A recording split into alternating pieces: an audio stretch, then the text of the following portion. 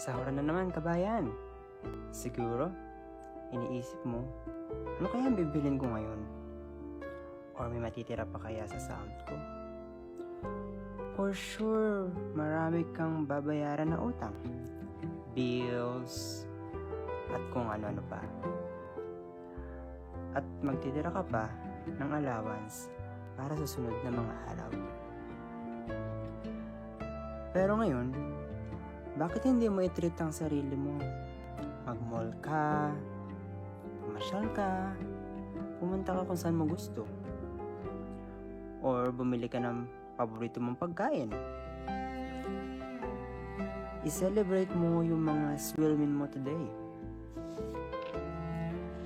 Dahil napagtagumpayan mo ang isang buwan na pagtatrabaho. Pagod, luha, pangungulila, at stress. Deserve mo yan. Reward yourself dahil sumasahod ka ngayon. Nagpapatunay kasi ito na ilang araw na hindi mo sinukuan ang buhay. Tapos, after, laban ulit para sa pangarap. Di ba, kababayan?